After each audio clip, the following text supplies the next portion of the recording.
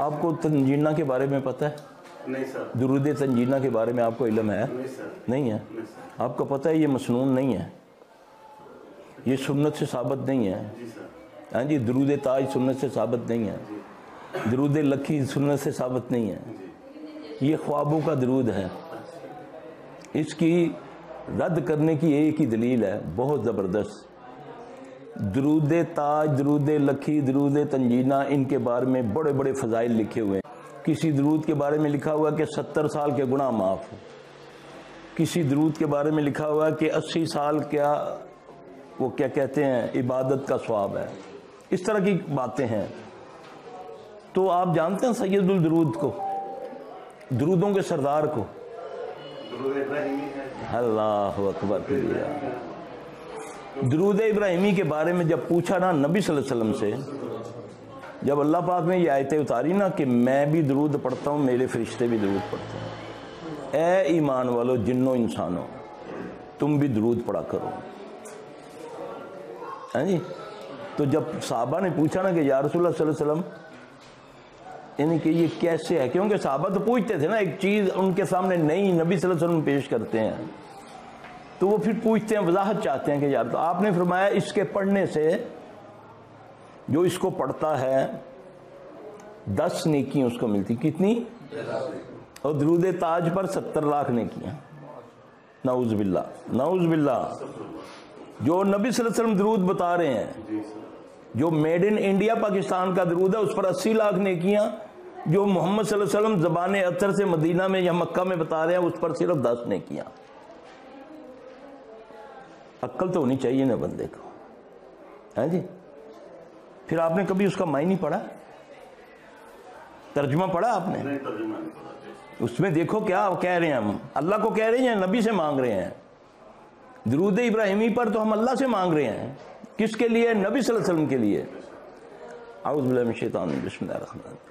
اللہم صلی علی محمد، اے اللہ تو سلامتی کر محمد صلی اللہ علیہ وسلم پر. کس کو کہا جا رہا ہے؟ کون کہہ رہا ہے؟ میں.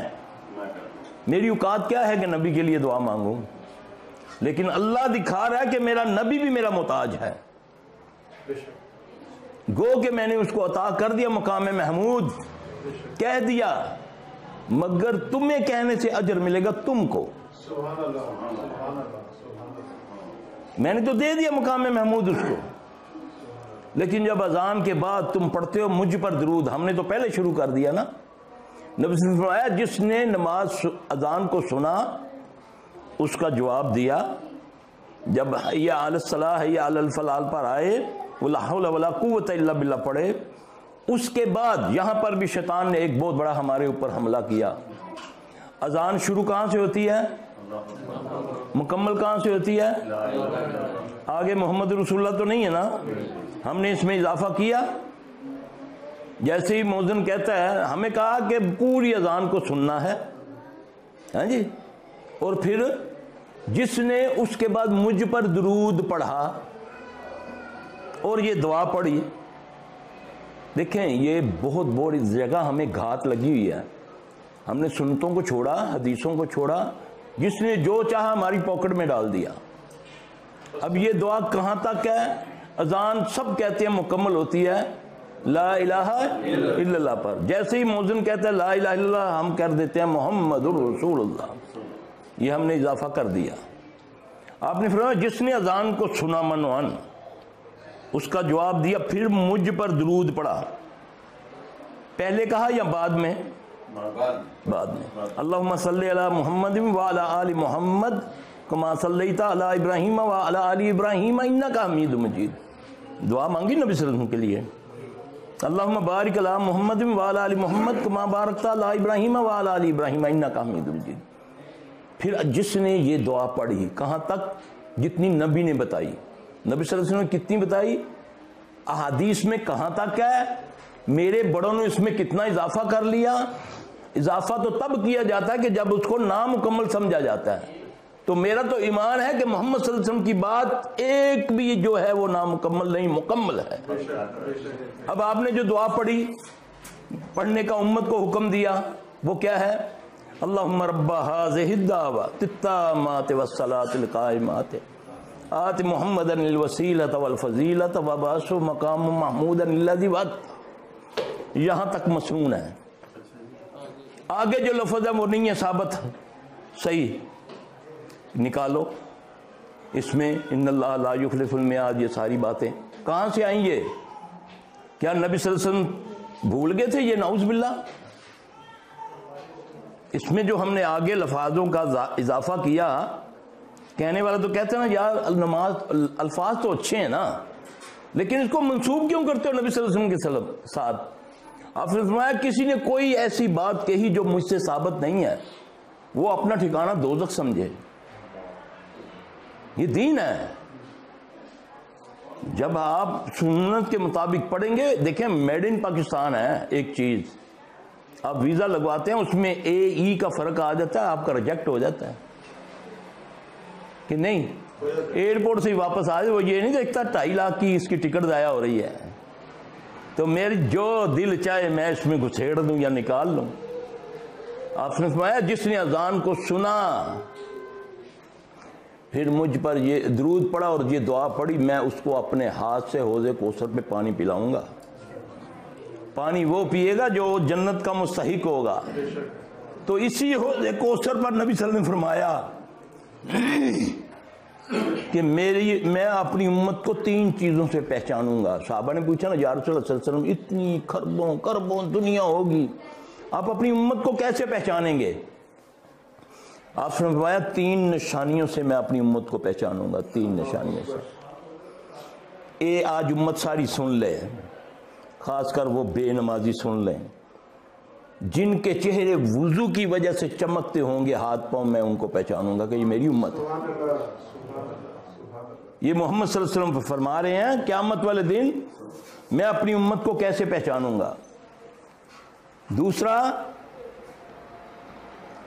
ان کے چہرہ فیس کو کہتے ہیں نا، ہم نے تو فیس بک پر اپنا فیس ہی کالا کر لیا ہے نا. اب نبی کا فیس بتاتا ہوں، فیس بک نبی کی بتا رہا ہوں صلی اللہ علیہ وسلم. آپ نے فرمایا جن کے چہرے چمکتے ہوں گے وضو کی وجہ سے. ظاہر ہے وضو وہ کرتا ہے جس نے نماز پڑھنی ہوتی ہے. پھر جن کے دائیں ہاتھ میں کتاب ہوگی. فیس ہو گیا چہرہ، بک ہو گئی کتاب. تو فیس بک تمہارا بھی ہے، نبی کا بھی فیس بک ہے. میں فیس بک سے پہچانوں گا ان کو. چہرہ ہے نا فیس، کتاب دائیں ہاتھ میں ہے، میں اپنی امت کو اس طرح پہچانوں گا کہ اس کے دائیں ہاتھ میں نامہ اعمال ہوگا. 2 نشانی ہیں. تیسرا، جو فن بلوغت پر پہنچنے سے پہلے جن کی اولاد فوت ہو جاتی ہے، وہ اس پر اللہ کی رضا سمجھ کر صبر کرتے ہیں، واویلا نہیں کرتے، تو ان کے وہ چھوٹے بچے ان کی چھنگلی انگلی پکڑ کر ان کو جنت کی طرف لے جاتے ہیں. یہ میں اپنی امت کو اس سے پہچانوں گا.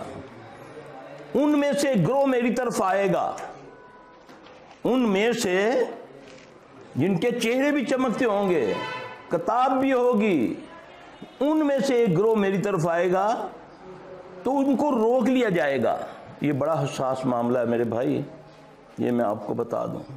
دین کا معاملہ بڑا حساس ہے، ہم نے بڑا لائٹلی لیا ہوا ہے. ان کو روک لیا جائے گا. میں کہوں گا آنے دو بھی، یہ مجھ میں سے ہیں، میں نے پہچان لیا کہ یہ میری امت ہے. آواز آئے گی نہیں، ہم جانتے ہیں کہ یہ آپ کی امت ہے، مگر یہ وہ لوگ ہیں جنہوں نے آپ کے دنیا سے جانے کے بعد دین میں اپنی مرضی کی چیزیں ڈال دیں، اپنی مرضی کی چیزیں نکال دیں.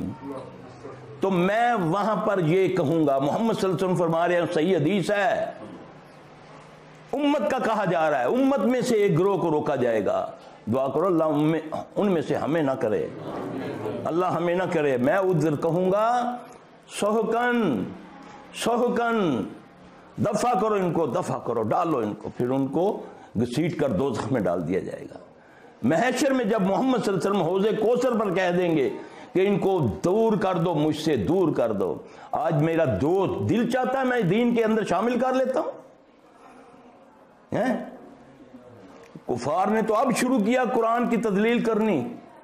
تم نے کب سے شروع کی ہوئی ہے؟ جب قبروں پر لکھا دیتے ہو قرآن، جب ان پر کتے بلیاں موترتی ہیں، جب چادریں چڑھاتے ہو، جب بندہ مر جاتا ہے اس کے پاؤں پر بھی قرآن لکھا ہوتا ہے. یہ قرآن کی توہین نہیں ہے؟ کہتے ہو لگاتے یہ فلاں کمپنی نے جوتے کے نیچے نبی کا نام لکھ دیا، اللہ کا نام لکھ دیا. تم نبی صلی اللہ علیہ وسلم کے جوتا بنا کر اس کے نیچے لکھتے ہو، کلمہ نہیں لکھتے. اس سے زیادہ نبی کی کیا توہین ہوگی؟ ان کو کیا کہتے ہو؟ نالائے مبارک نہیں نکلا، جوتا ہے نا نبی کا، نالائے کہتے ہیں نا. اس کے کیا کیا اندر لکھا ہوا ہے؟ تو اپنے باپ کا نام لکھنا اس کے اندر. جوتا ہے نا نبی کا، لکھتے ہیں نہیں نیچے، اس کے اندر لکھا ہوا ہے نا کلمہ. کہیں کچھ لکھا ہوا ہے جوتے کے نیچے؟ نبی کا جوتا ہے نا. کس کی ماں کو ماں کہوں جا کر میں؟ یہ تمہیں توہین نظر نہیں آتی؟ یہ جی ہم نے جھنڈیاں لگائی ہوئی ہیں، آپ تشریف فرما ہوں گے، ہاں جی، تو جھنڈیوں کا پیر کیا چھاپا ہوا ہے؟ نالائے مبارک. کس سے استقبال کریں گے ہم؟ کس سے کریں گے یار؟ کس سے کریں گے؟ تصویر بنا کر میرے جیل ادھر ڈال دو نا، تصویر بنا کر، پھر بھی یہی کہلایا جائے گا نا کہ صفی نے جوتیاں کا ہار پایا ہے نہیں؟ کیا کریں ہم؟ یہ مذہبی لوگ ہیں نا، وہی گروہ ہے نا، کوئی گروہ ہے نا جو اتنے محبت میں آگے چلے گئے ہیں کہ انہوں نے یہ چیزیں. تذلیل خود کر رہے ہو تم.